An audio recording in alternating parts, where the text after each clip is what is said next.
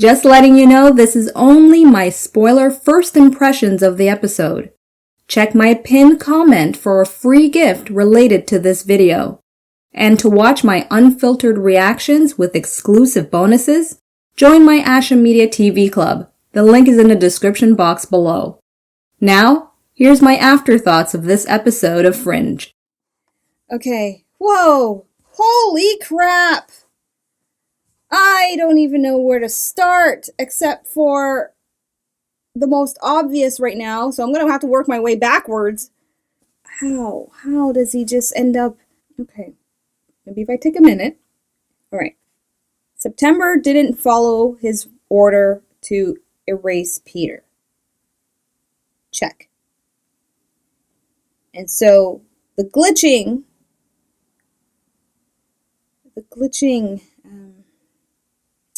in episode 1, he was already in and out. He was neither here nor there kind of thing. So when the observer, when September didn't fully erase him, I can only, trying to express what I'm thinking here. Essentially, the glitching, it's like Peter, wherever and however he was, in the TV, on reflective surfaces, I don't know, the ether, okay, we'll just use that term, the ether of wherever Peter was, because he wasn't fully erased, then I can only presume that sped up for him, like the materialization of him then started to accelerate, and the disturbance or whatever the force field thingy they were trying to get rid of, Peter was able to connect to it to get to Olivia, hence the chasing of her with that energy. Forgive me, people, this is tough for me right now to try to explain this out loud. It's more for myself, because I know you know everything, so, it's for me to try to see what I've been seeing since episode 1. Okay, and then when Chadwick's character did all that hand mojo, oh no, because then she shot her gun and interrupted it when she noticed it was Peter's face that she recognized. Okay, so essentially then, did Peter use that energy as a way through from the ether to reality, hence manifested with a haircut in Raiden Lake, because that's where he initially drowned, and we have to have it from Raiden Lake because that's the Peter that we've been dealing with since day 1, not the one that originally died from that illness. Oh my god. Alright, I'll leave the rest of the corrections, the proper breakdown to you, my dear viewer. Let's move on. Alright, so that's that part that I think I've understood, and I'm glad that Peter's back. Like, Peter's back! Episode 4! Man, just when I thought this show couldn't surprise me. Well, you know what? I'm going to expect continuous surprises. So if they let me down with surprises. That's a problem in and of itself, okay? Expectation, surprise, surprise, surprise. Okay, let me work backwards here, because I am kind of crunching on time, unfortunately. But there's only so much I really can say, and I'm going to leave the rest to you so I can get some insight as I go along. But I would have to say, just right off the bat, you've noted that for me, Chadwick being the guest star for this episode at this point in time in 2022 after everything, that's quite a surreal experience. I mean, I thought Meghan Markle was quite a big thing, but no. This trumps it. But the difference is, it's a welcomed but awkward surprise, whereas Meghan for me was not a welcomed and still awkward surprise. But anyway, staying focused with the story here, because I'm not going to go on a babble of what I've already said previously with Chadwick. staying focused on it, I like how he ends up being in this timeline the Nick, right? The introduction, like they did in season 1, and the magnitude of it too. Because, well, thankfully, the magnitude wasn't as tragic as it was in next episode, episode 17. Can't remember the title though.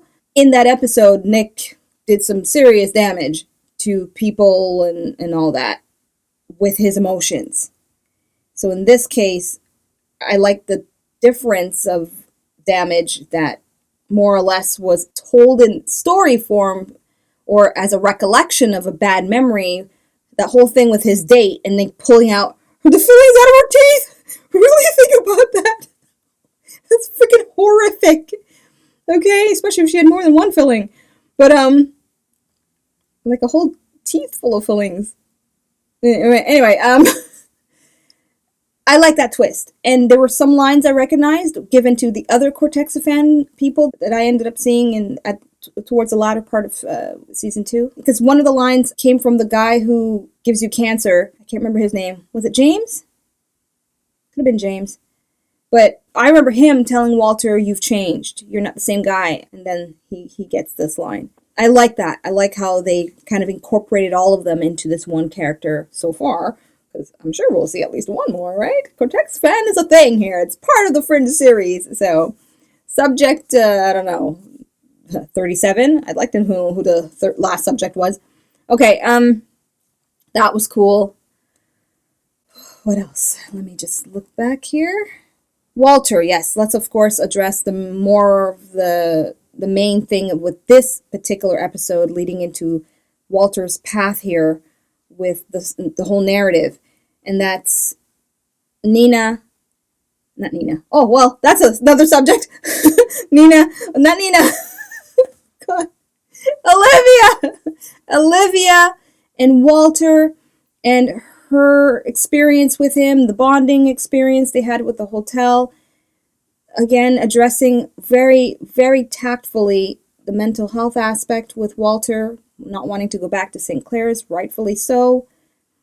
I like how they executed that. It wasn't just a one-shot scene where he sees the form and then makes the decision to go against his own fears and try to fight it to convince her.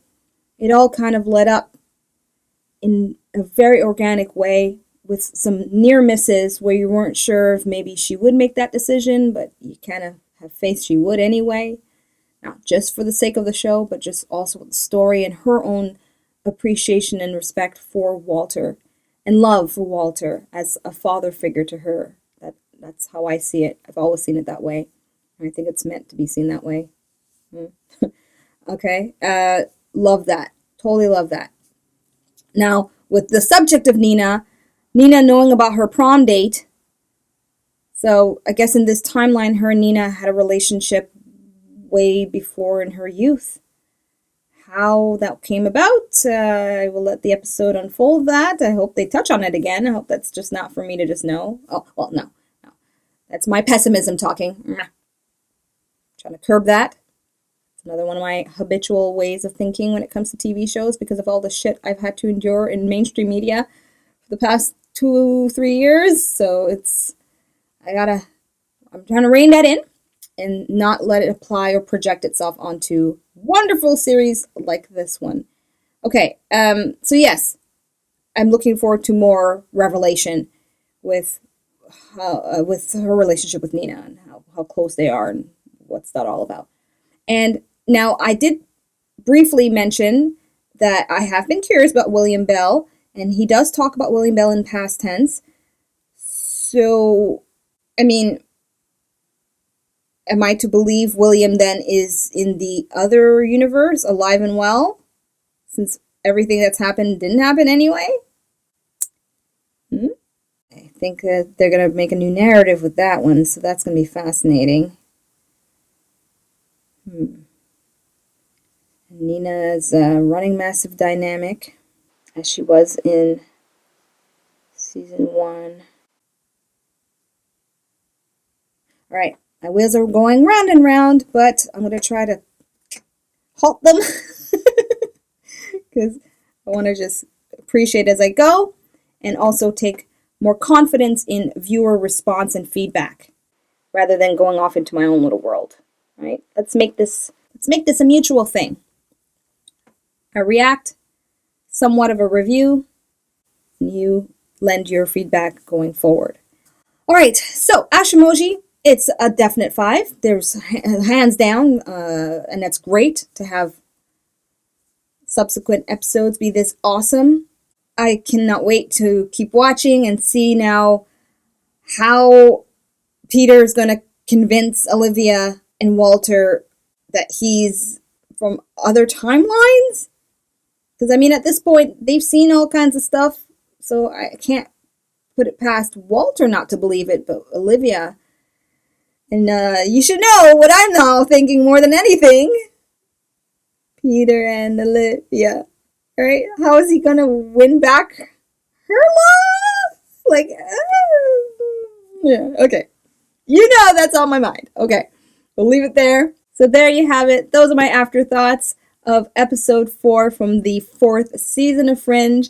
If you want access to my full uncut reaction to this episode with extra commentary that I only share with my club members and early access at that, way earlier than what you're seeing here, details on joining my membership club is in the description box below for you.